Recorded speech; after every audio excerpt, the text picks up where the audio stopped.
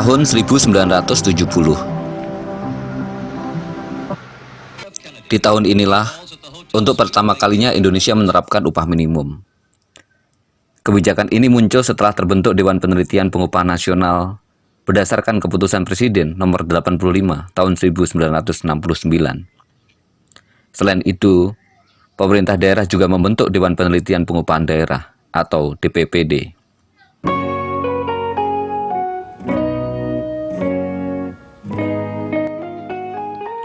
Bagi buruh, upah memiliki fungsi yang sangat penting. Di antaranya, menjamin kehidupan yang layak bagi pekerja dan keluarganya, mencerminkan imbalan atas hasil kerja seseorang, dan menyediakan insentif untuk mendorong peningkatan produktivitas. Upah pada dasarnya merupakan sumber utama penghasilan seorang buruh. Itulah sebabnya, upah harus bisa memenuhi kebutuhan hidup bagi buruh dan keluarganya. Dalam kaitan dengan itu, dari waktu ke waktu, pemerintah selalu berusaha mengontrol kenaikan upah, di mana sejarah kebijakan pengupahan di Indonesia bisa kita bagi menjadi 5 periode, yang terdiri dari kebutuhan fisik minimum, kebutuhan hidup minimum, kebutuhan hidup layak, Peraturan Pemerintah Nomor 78 Tahun 2015, dan Omnibus Law, Undang-Undang Cipta Kerja.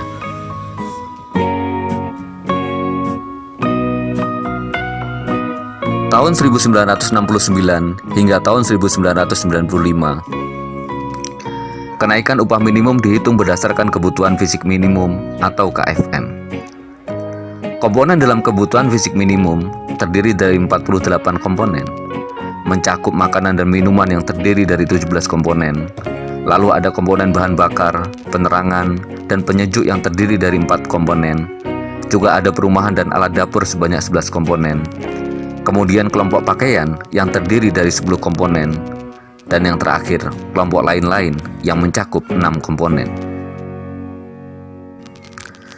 Meskipun konsep upah minimum sudah ada sejak tahun 1970, kebijakan upah minimum secara resmi berlaku sejak adanya Peraturan Pemerintah Tenaga Kerja Nomor 5 Tahun 1989 tentang upah minimum.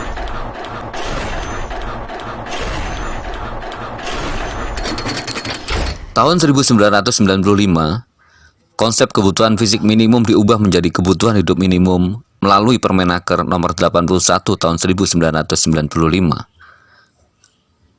Dalam praktiknya, kebutuhan hidup minimum berlaku sejak tahun 1996 hingga tahun 2005.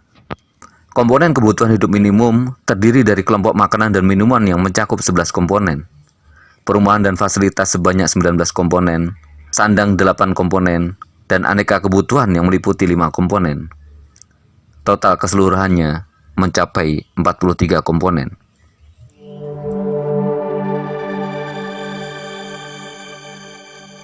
Berikutnya, muncul Peraturan Menteri Tenaga Kerja Nomor 3 Tahun 1997 tentang Upah Minimum Regional atau UMR.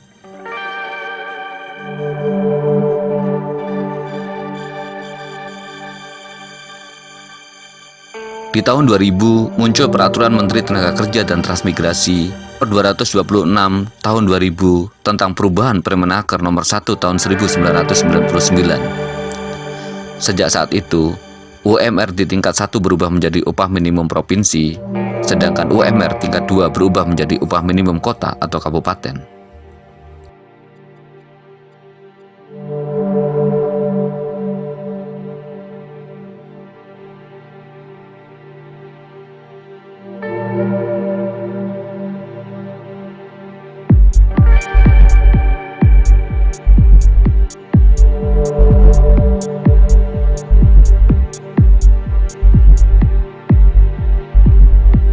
Tahun 2005, terbit Permenaker Nomor 17 Tahun 2005 tentang komponen dan penetapan kebutuhan hidup layak. Saat itu ada 7 kelompok yang mencakup 46 komponen kebutuhan hidup layak. Antara lain, makanan dan minuman ada 11 komponen, sandang terdiri dari 9 komponen, perumahan terdiri dari 19 komponen, pendidikan 1 komponen, kesehatan 3 komponen, transportasi 1 komponen, dan rekreasi tabungan ada 2 komponen. Selanjutnya, Jumlah komponen kebutuhan hidup layak direvisi melalui Permenaker Trans Nomor 13 Tahun 2012 tentang kebutuhan hidup layak. Jumlah komponen KHL bertambah menjadi 60 komponen.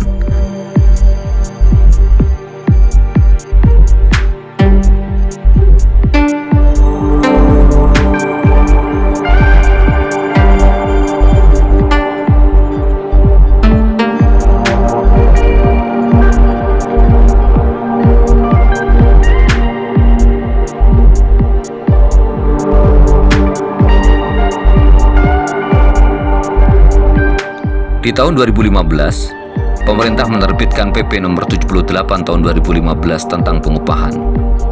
Peraturan ini mengubah formula perhitungan kenaikan upah minimum menjadi inflasi ditambah pertumbuhan ekonomi di tingkat nasional. Terbitnya peraturan pemerintah ini dinilai kaum buruh untuk menghambat kenaikan upah minimum. Aksi penolakan terhadap bilet ini merebak di berbagai kota.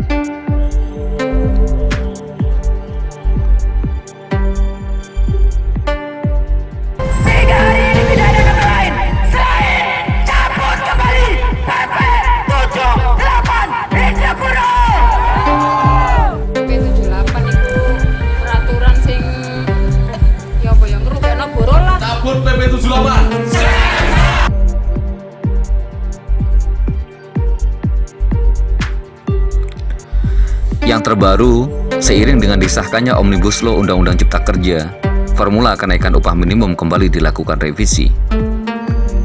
Upah disesuaikan setiap tahun dengan batas atas dan batas bawah. Batas atas ditentukan berdasarkan rata-rata konsumsi per kapita dan rata-rata banyaknya anggota rumah tangga yang bekerja pada setiap rumah tangga.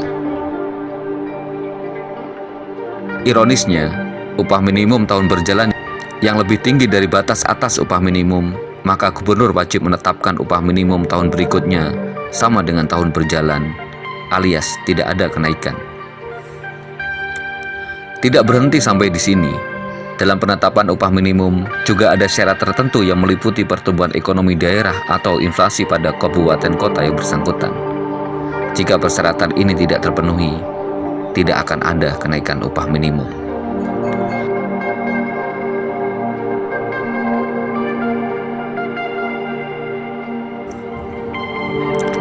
Boleh dikata, di rezim Omnibus Law ini, kenaikan upah minimum dipangkas habis.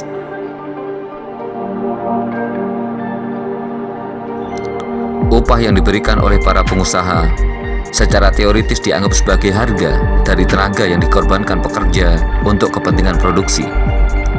Sehubungan dengan hal itu, upah yang diterima bisa dibedakan menjadi upah nominal dan upah real.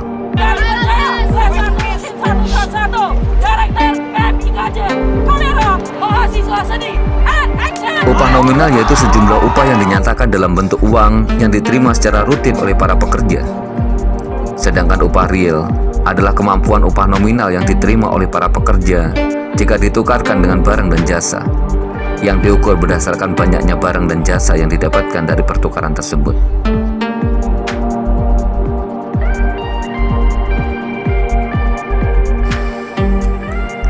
Jika dibandingkan dengan tahun 1970, secara nominal upah buruh memang lebih besar, tetapi secara real bisa jadi cenderung turun. Matanya